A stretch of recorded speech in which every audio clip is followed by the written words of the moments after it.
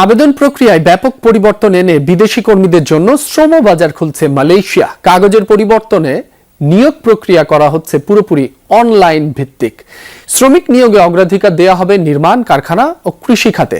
মালয়েশিয়ার এই উদ্যোগের সুফল পেতে দালালদের দৌরাত্ম্য বন্ধে সরকারকে কঠোর হওয়ার আহ্বান মালয়েশিয়ায় বসবাসরত বাংলাদেশিদের। মালয়েশিয়া থেকে সহকর্মী মোহাম্মদ মনিরুজ্জামানের প্রতিবেদনে বিস্তারিত। দীর্ঘ 2 বছর বন্ধ থাকার পর বাংলাদেশিদের জন্য খুলছে মালয়েশিয়ার শ্রমবাজার। নির্মাণ, কলকারখানা, কৃষি সহ কয়েকটি খাতে অগ্রাধিকারের ভিত্তিতে শীঘ্রই বিদেশি কর্মী নেওয়ার প্রক্রিয়া শুরু করছে মালয়েশিয়ার সরকার। স্বচ্ছতা নিশ্চিতে এবার নিয়োগ প্রক্রিয়ায় ব্যাপক পরিবর্তন এনেছে কুয়ালালামপুর। কাগজের মাধ্যমে আবেদন পুরোপুরি বন্ধের ঘোষণা দিয়েছে দেশটির মানব সম্পদ মন্ত্রণালয়। পরিবর্তে পুরো নিয়োগ প্রক্রিয়া সম্পন্ন করতে হবে অনলাইনে। ব্যবহার করতে হবে তাদের foreign work centralized management system প্ল্যাটফর্মটি। বিপুল অর্থ খরচ করে দেশ ছেড়ে প্রবাসে পাড়ি জমান বাংলাদেশিরা। দালালের খপ্পরে পড়ে প্রতারণার শিকার হন তাদের অনেকেই। এ বিষয়ে সরকারকে কঠোর হওয়ার আহ্বান জানান প্রবাসী বাংলাদেশিরা। আমরা প্রবাসীরা চাই যে এই শ্রমবাজার যেন এবার স্বচ্ছতা এবং জবাবদিহিতার জায়গা থাকে। যাদেরকে দায়িত্ব দেওয়া হবে, বিশেষ করে রিক্রুটিং এজেন্সিগুলোকে যাদেরকে অনুমোদন দেওয়া হবে, সেই জায়গায় যেন স্বচ্ছতা এবং জবাবদিহিতার জায়গা থেকে গত কোলিংয়ে যেই সমস্যাগুলো হয়েছে, বিশেষ করে শ্রমিকরা এসে ঠিকমতো কাজ পাচ্ছিল না, তারা ঠিকমতো বেতন পায়নি, তারা তাদের কোম্পানি খুঁজে পায়নি, তারা তাদের ভিসাগুলো করতে পারেনি এবং অতিরিক্ত টাকা খরচ হয়েছে শ্রমিকদের, সেটা যেন এবার আমরা না দেখি।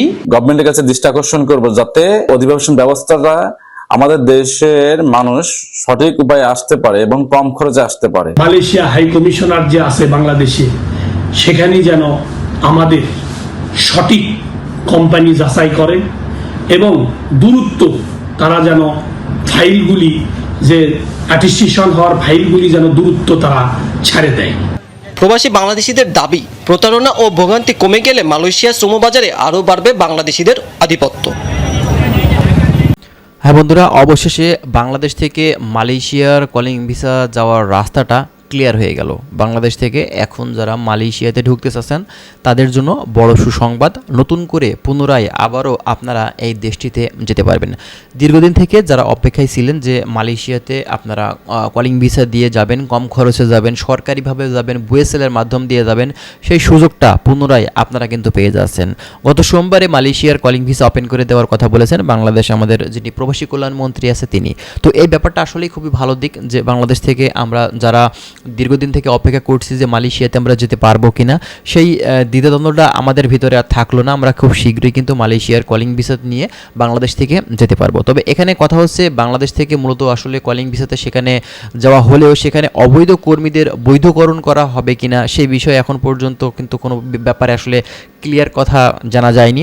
যদিও বাংলাদেশ গভর্নমেন্ট মালয়েশিয়া গভর্নমেন্টের কাছে কিন্তু আসলে রিকোয়েস্ট করেছে যে অবৈধদের বৈধকরণ করতে এবং সেখানে যারা জেলের ভিতরে আছে তাদেরকে বাংলাদেশে ফেরত পাঠাতে।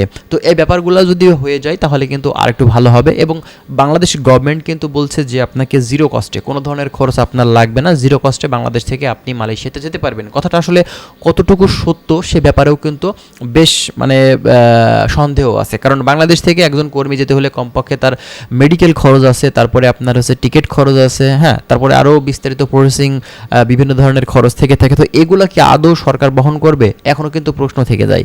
তো এই ব্যাপারটা অবশ্যই আমাদের আরও বিস্তারিত জানতে হবে, তারপরেই কিন্তু আপনাদেরকে আমরা তথ্যগুলো দিব। মালয়েশিয়ার সর্বশেষ আপডেট পরিস্থিতি প্রতিনিয়ত কি হচ্ছে না হচ্ছে সেগুলো কিন্তু আমরা আপনাদেরকে জানিয়ে দেওয়ার চেষ্টা করছি। তো যাই হোক, ভালো থাকবেন, আশা করছি বিষয়গুলো আপনারা ক্লিয়ারলি বুঝতে পারছেন। যদি আরও বিস্তারিত তথ্য আপনারা জানতে চান সেক্ষেত্রে অবশ্যই আপনারা আমাদের চ্যানেলের সঙ্গেই থাকবেন। আমরা চেষ্টা করছি বিভিন্ন ধরনের গুরুত্বপূর্ণ তথ্যগুলো আপনাদেরকে দেওয়ার। ভালো থাকবেন, আল্লাহ হাফেজ।